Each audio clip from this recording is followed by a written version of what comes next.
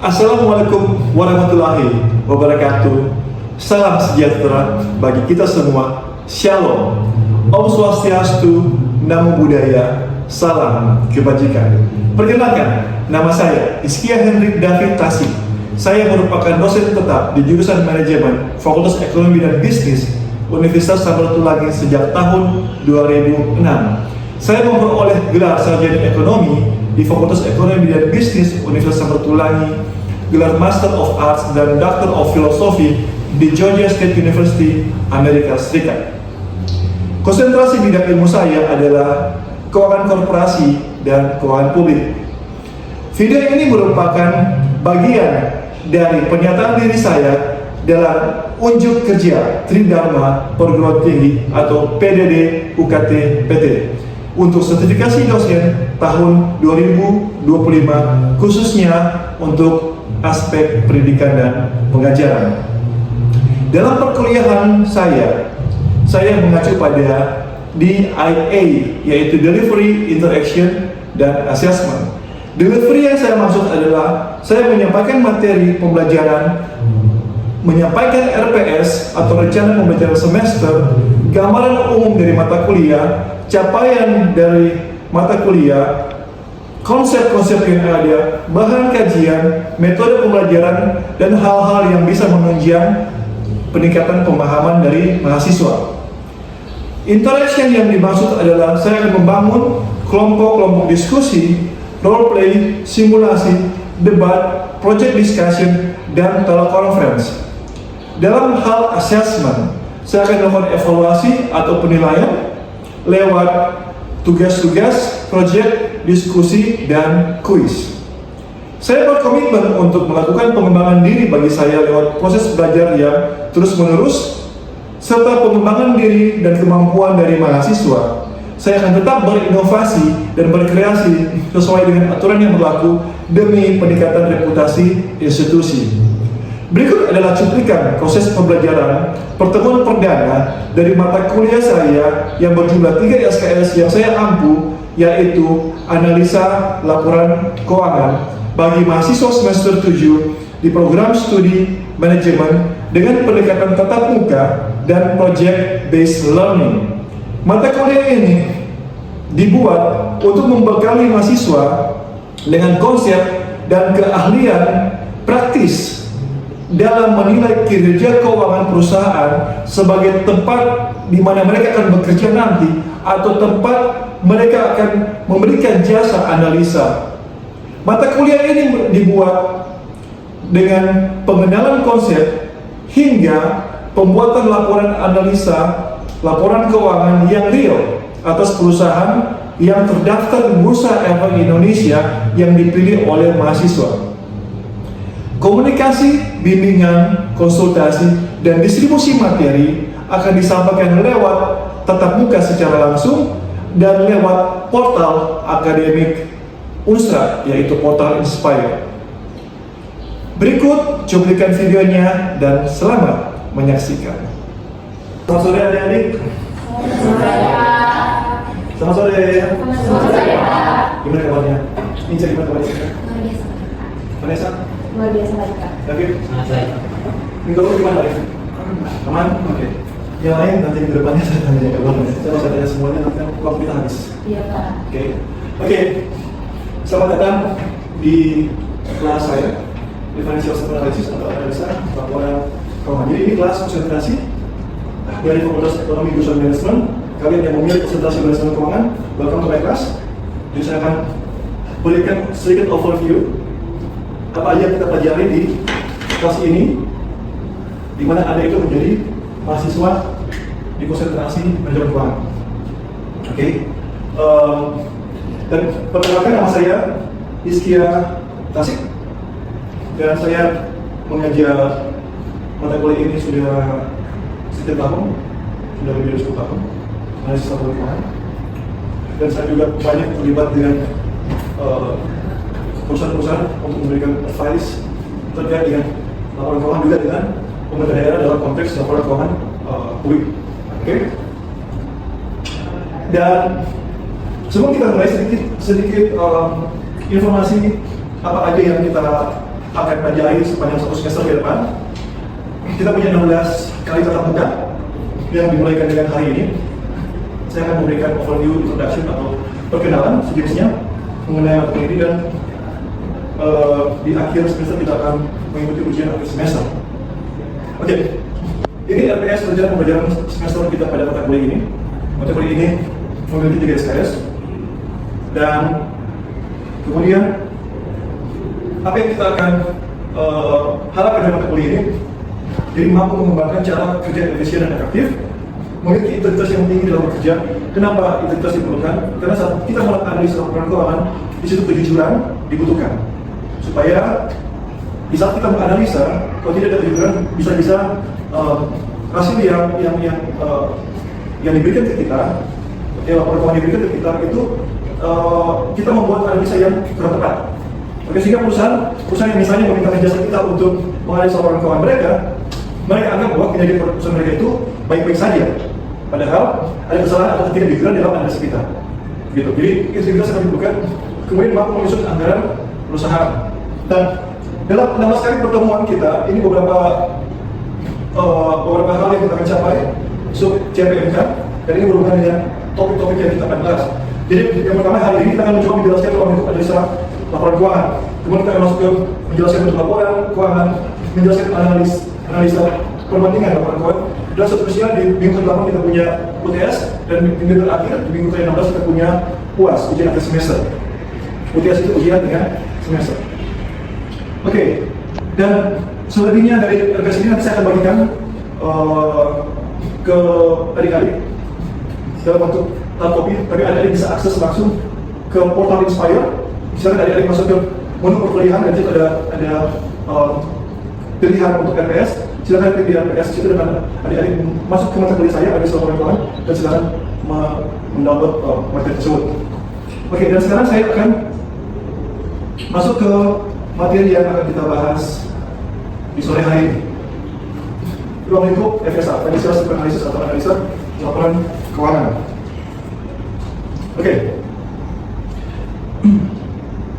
Nah, mungkin kalau saya perlihatkan laporan keuangan yang biasanya ada di perusahaan seperti ini, mungkin adik-adik kan kebingungan dan mungkin overwhelmed, mungkin agak shock dengan melihat tempat laporan keuangan ini.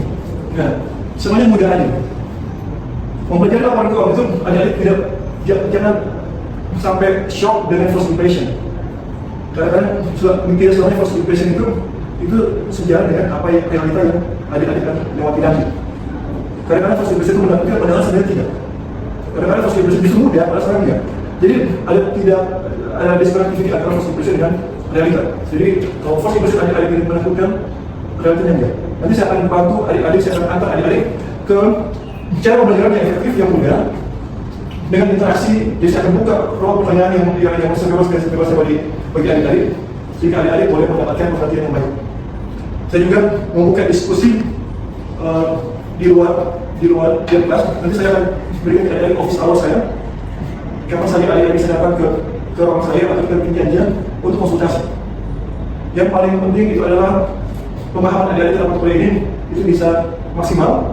Oke, nanti ada tugas-tugas yang akan diberikan itu juga untuk mengasah dan meningkatkan pemahaman adik-adik di dalam memahami mata kuliah ini. Oke, kita juga punya grup diskusi lewat portal resmi Pusat Inspire. Kita akan berdiskusi banyak di sini. Jadi adik-adik mau bertanya, kita berinteraksi antara adik-adik saya atau antara adik-adik sendiri atau di dalam bentuk kelompok-kelompok yang saya butuhkan. Kita akan banyak diskusi itu. Sejauh ini bisa dipahami? Oke, good. Oke, kita kan lanjut. Nah, di sini ada 4 financial statement yang biasanya ada ditemukan di laporan keuangan perusahaan. Yang paling kiri sini adalah balance sheet. Oke. Terus ada statement of cash flow. Balance sheet itu adalah neraca saldo. Oke.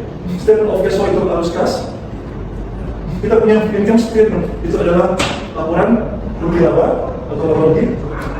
Di bawahnya itu adalah statement of changes in equity atau laporan perubahan modal. Sebelah kanan itu balance sheet juga, tapi yang membedakan dia dengan balance sheet yang sebelah kiri itu adalah balance sheet ini adalah balance sheet di tahun sebelumnya. Oke, ini balance sheet ini di tahun yang sama dengan yang sisanya. Oke, kalau ini perhatikan ini 20x2, semua ini 20x2, sedangkan ini 20x1. Artinya ini balance sheet atau balance sorry periode sebelumnya. Oke. Nah sekarang bagaimana kita menghubungkan keempat laporan keuangan ini? Bagaimana kita suka? Kalau ada tahu cara menghubungkan, ada dengan mudah memahami laporan keuangan secara menyeluruh. Jadi sebenarnya simple. Jadi apa yang terjadi di satu laporan keuangan, dia akan berdampak ke laporan keuangan yang lain. Jadi kalau ada yang sudah paham apa yang terjadi di laporan keuangan dan ada yang tahu hubungannya dia atau koneksinya dia dengan laporan keuangan yang lain, maka bisa alih-alih jika di suatu perusahaan punya event tertentu, misalnya ada terjadi penambahan hutang di perusahaan misalnya membutuhkan pinjaman, nah ada sudah tahu apa yang terjadi di laporan keuangan yang lain. Oke, untuk itu saya hadirkan adik-adik hubungan antara keempat laporan keuangan. Di sini adik-adik di statement of cash flow di laporan arus kas, saya akan jelaskan one by one apa yang ada di statement of cash flow. Nanti saya akan jelaskan di pertemuan berikutnya saat kita akan masuk ke topik-topiknya masing-masing. Tapi sekilas kita bisa lihat di sini itu adalah mulai dari net cash flow operating, terus ditambah atau dikurangi dengan net cash flow investing dan seterusnya, kita memiliki cash terakhir. Oke.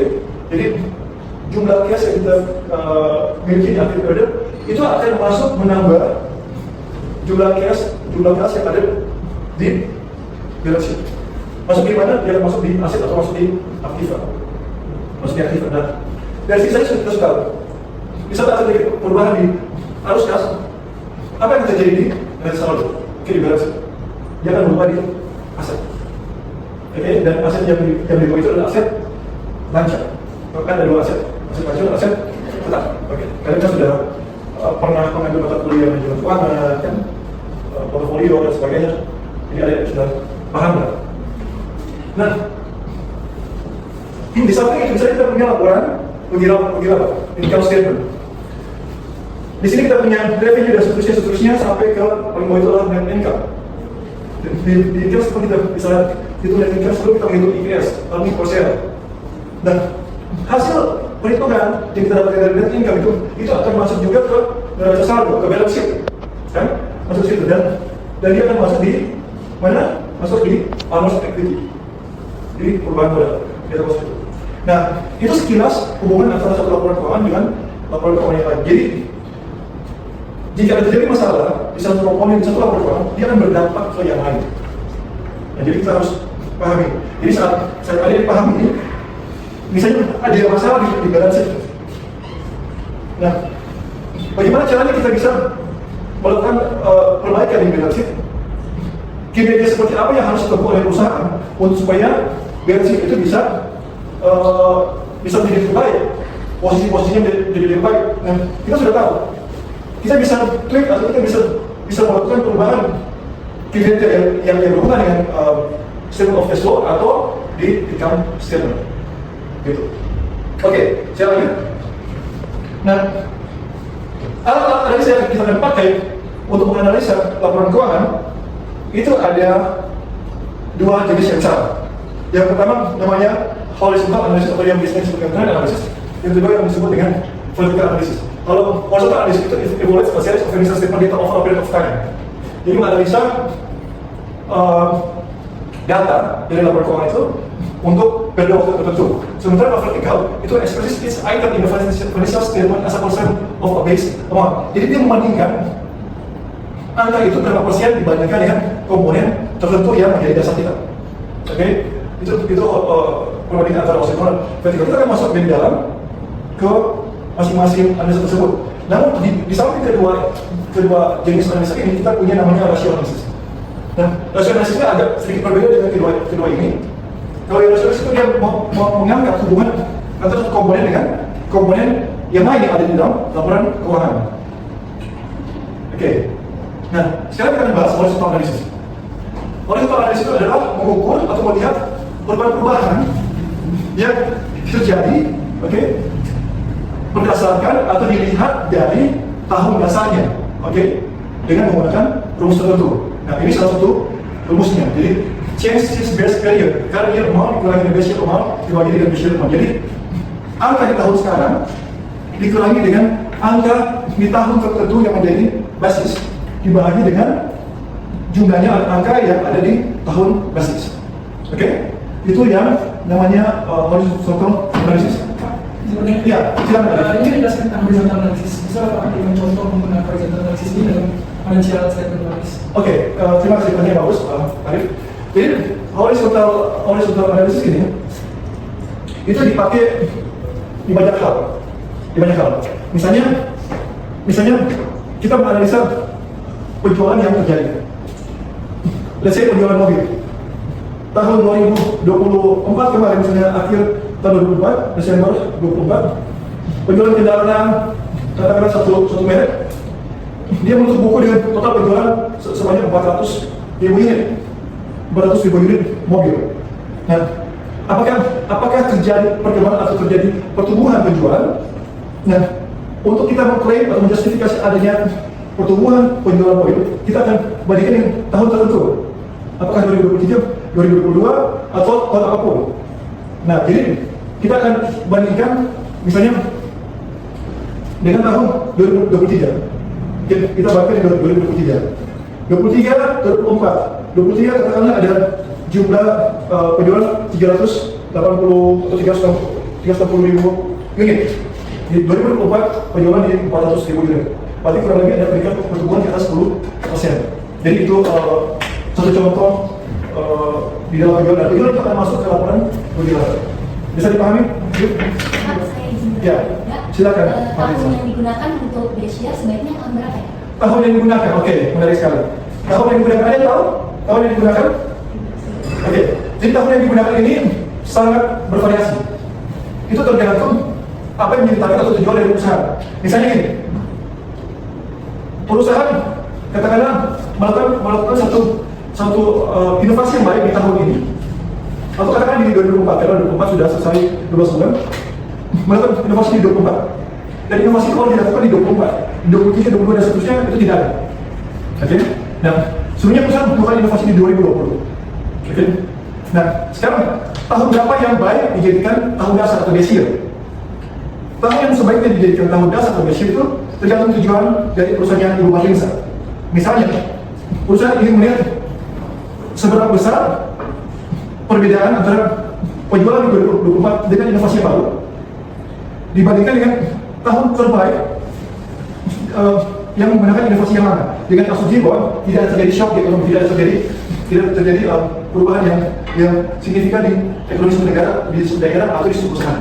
Tidak ada shock karena semua berjalan normal. Nah, jika semuanya berjalan normal, kita bisa bandingkan dengan satu tahun sebelumnya. Jadi biasanya itu di 2023. Tapi kalau misalnya Ibu Marlisa tertarik dengan perusahaannya Ibu Marlisa misalnya, di saat Ibu Marlisa menetapkan 2020 tahun pertama dengan inovasi yang sebelumnya, jadi Ibu Marlisa, perusahaan Ibu Marlisa itu pernah ada inovasi dan itu diterapkan di 2020. Dan Ibu Marlisa membandingkan berapa besar perbedaan, misalnya penjualan, katakanlah produk dari perusahaan, setelah tahun pertama inovasi sebelumnya dibandingkan penjualan di tahun pertama di inovasi yang baru. Jadi inovasi sebelumnya kan ada dilakukan di 2020. Jadi 2020 akan jadi dasar. 2020 dijadikan dasar dibandingkan dengan 2024 setelah menerapkan inovasi yang baru. Jadi tergantung tujuan usaha. Jadi kalau kita membandingkan dengan yang satu sebelumnya, berarti base year-nya 2023. Kalau kita membandingkan dengan misalnya inovasi yang dilakukan di 2020, berarti base year-nya 2020. Contoh yang lain, misalnya let's say populasi kan di suatu negara, khususnya di Indonesia kan tidak dihitung setiap tahun. Itu kan ada periode tertentu. Nah, mungkin kita akan ambil periode di saat populasi itu dihitung. Misalnya populasi dihitung akhir 2020. Nah, kita mulai 2020 sebagai base year. Gitu. Jadi tergantung tujuannya seperti apa. Bisa dipahami? Ada yang bisa? Oke, terima kasih. Ada lagi yang mau bertanya? Oke, kita lanjut ya. Nanti kalau ada yang pertanyaan silakan anda tambahkan dan silakan bertanya. Nah, ini horizontal analisis untuk balance sheet. Jadi kita membandingkan 2003 dan 2002. perbedaannya berapa banyak dan ini persen. Oke, persen perbedaan antara 2003 dan 2002. Kita akan lanjut. Ini untuk contoh untuk income statement. Ini yang saya sampaikan tadi ke Adik Arif. 2003 penjualannya di angka sekian, 2 juta sekian dolar, dan 2002 itu di 1 juta sekian dolar. Selisihnya di angka 200 sekian ribu, dan inilah perbedaan yang terjadi dalam bentuk persen. Oke, ini persen. Jadi sekali lagi perhitungannya itu adalah 2003 dikurangi 2002 dibahagi dengan 2002. Jadi angka sales 2003 dikurangi dengan angka sales 2002 dibahagi dengan angka sales 2002 dikali 100%, terdapat angka 11%. So far so good? Aman? Bisa? Oke, lanjut. Ini juga contoh horizontal analisis untuk internal earnings. Prinsipnya sama. Kita ambil 2003 dikurangi 2002 dapat jumlahnya, dan jumlahnya ini kita bisa bagi langsung dengan 2002, maka kita dapat persentasenya di angka 39,4%. Kemudian kita akan masuk ke analisa vertikal analisis. Nah, vertikal analisis ini dalam laporan keuangan kita mengukur berapa besar atau berapa persen nilai besar elemen terhadap nilai dari total di mana elemen itu berada. Contoh di balance sheet, berapa besar nilai dari elemen itu dibandingkan dengan total aset, jadi kita hitung persentasenya. Atau berapa besar presentasi berdasarkan elemen terhadap total sales yang ada. Ini contoh untuk di income statement. Izin bertanya Pak? Iya, silakan. Saya mau bertanya, apa contoh penggunaan dari vertical analysis tersebut? Oke, contoh vertical analysis saya kasih contoh di income statement misalnya. Di income statement misalnya Pak David punya perusahaan penjualan, ada 10 produk yang dijual. Nah, Pak David misalnya mau fokus di salah satu produk yang dijual. Nah, kalau memang itu menjadi produk unggulan, Pak David bisa lihat berapa persen sih penjualan dari produk tersebut, katakanlah produk A dibandingkan dengan total penjualan dari ke-10 produk yang ada. Apakah itu benar-benar sejalan atau tidak? Jadi kita hitung berapa persen penjualan produk A dibandingkan dengan total penjualan. Bisa diterima? Oke, thank you. Nah, selanjutnya di balance sheet. Ini kita bisa hitung, kalau ada yang bisa melihat di situ. Balance sheet yang ada, yang tulisan warna hitam, angka warna itu adalah angka-angka dari laporan keuangan dan negara yang ada. Sementara yang warna merah itu hasil perhitungan kita, hasil perhitungan adik-adik nanti menganalisa secara vertikal. Nah, misalnya total aset kita sudah dihitung, kita dapat 1.435, itu menjadi basisnya 100%. Nah, berarti elemen-elemen yang bertolak aset itu ada yang menghitung berapa persen, misalnya karena aset itu berapa persen dibandingkan total aset. Dalam hal ini ada 55%. Nah, seterusnya kita punya yang di bawah itu ada 43% dan seterusnya. Jadi kalau sebelah kiri itu dari tahun sebelumnya dan di sebelah kanan itu adalah periode sesudahnya. Jadi ada ini bisa melihat di masing-masing kelompok itu ada aset, ada liability, ada equity, masing-masing punya total. Dan masing-masing kelompok itu punya elemen-elemen yang kita hitung berapa persen dibandingkan dengan totalnya. Bisa bertanya Pak, Iya, jadi kan di sebenarnya situ kan ada persen Pak. Nah, sebaiknya persen itu berapa persen Pak? Jadi bisa dari 2002 dan 2003. Oke, pertanyaan baik, maksudnya warna merah itu angkanya itu sebaiknya angkanya berapa? Iya, sebaiknya angkanya berapa? Misalnya untuk current aset sebaiknya berapa persen current aset dibandingkan total? Nah, sebaiknya angkanya berapa ini menarik sekali begini. Berapa besar sih sebenarnya angka yang baik yang kita berikan? Dan itu kembali ke apa menjadi visi dan misi dari perusahaan tersebut. Gitu. Apa yang menjadi visi dan misi? Nah, misalnya kalau misalnya perusahaan ingin supaya terjadi perputaran aset yang cepat, supaya likuiditasnya itu baik, rasio likuiditasnya itu baik. Ya, berarti apa yang harus ditingkatkan? Karena asetnya, ya kan? Aset lancarnya yang ditingkatkan. Nah, jadi kalau misalnya itu menjadi fokus, sebaiknya kita menjaga jumlah karena aset presentasi karena aset. Seberapa besar, tinggal tergantung perusahaan memutuskan berapa besar karena aset yang perlu dijaga untuk menjaga rasio likuiditasnya. Bisa dipahami? Oke, terima kasih. Nah, ini contoh untuk balance sheet. Kurang lebih contohnya mirip dengan income statement. Oke, ini income statement sama saja kurang lebih. Jadi di income statement kita punya cara yang sama untuk perhitungan sebagaimana di dalam sini. Selanjutnya, poin yang ketiga itu adalah analisa rasio. Nah, rasio di sini saya bawa tiga saja meskipun ada banyak jenis rasio lain. Di sini ada tiga rasio yang saya sebutkan tadi. Kalau ada Vanessa, ada profitability rasio, ada solvency rasio. Nah, saya tidak akan bahas secara detail. Nanti saya akan berikan tugas adik-adik supaya lebih paham bagaimana perhitungannya. Jadi saya akan bagikan juga lewat portal Inspire guideline perhitungan masing-masing rasio dengan contoh dengan rumus-rumus yang sudah ada. Nanti ada bisa mengerti. Dan di sini ada beberapa rasio dan profitability rasio. Tujuannya melihat berapa besar kemampuan perusahaan untuk mengenerate profit. Sementara turnover ratio itu untuk menunjukkan seberapa efisiensi perusahaan dalam penggunaan asetnya, oke? Atau misalnya yang berhubungan dengan utang, seberapa besar kinerja perusahaan itu dibandingkan dengan utang atau kemampuan perusahaan untuk membayar kembali utangnya. Dan ini beberapa contoh profitability ratio, ada EPS, PE, price earning ratio, ada gross margin percentage, return on total asset, ada return on common stock, order equity. Ini rumusnya nanti saya akan bagikan ke adik-adik. Dan ini juga ada turnover ratio, nanti kita akan bahas lebih lanjut. Ini rumus-rumusnya. Ini rasio-rasio untuk lingkungan yang hutang. Dan ini rumus-rumusnya. Nah, ini saya akan bagikan ke adik-adik. Oke, juga materi ini saya akan kirimkan secara upload di portal Inspire supaya kita bisa paham lebih baik lagi. Nah, ini beberapa batasan-batasan dalam melakukan analisa financial statement. Ada di situ kita harus lihat ada terjadi depresiasi di situ, allowance, contingencies, bicara soal biaya. Di situ ada data historis yang tidak biasanya tidak mengikuti atau belum mengcover inflasi atau deflasi yang terjadi. Nah, ini ada beberapa batasan-batasan yang terjadi di saat kita melakukan analisa laporan. Nanti kita akan kelompok-kelompok untuk membahas kasus-kasus yang menghadapi masalah-masalah seperti ini, batasan-batasan seperti ini.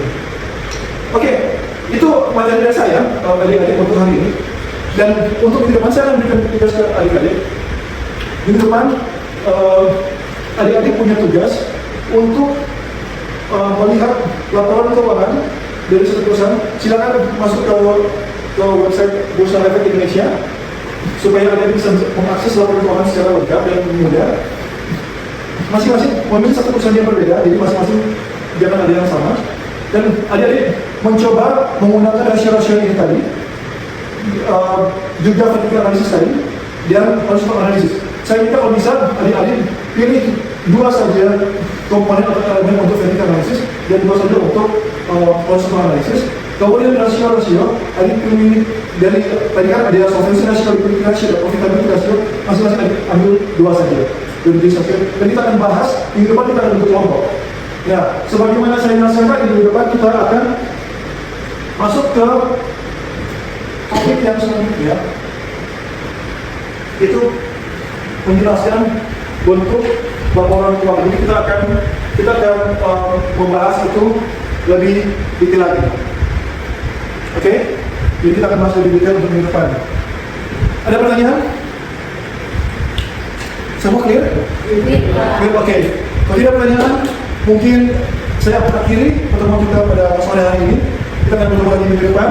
Jangan lupa tugas kalian itu dikumpulkan minggu depan. Saya minta kalau boleh kumpul tanggal 17. Silakan di-upload di portal Inspire. Tanggal 17 bulan Juli jam 23.59. Oke, paling lambat. Jadi sekali lagi 17 Juli 23.59 silakan upload di portal Inspire. Demikian materi dari saya hari ini. Terima kasih. Semoga semuanya sehat selalu. Selamat sore.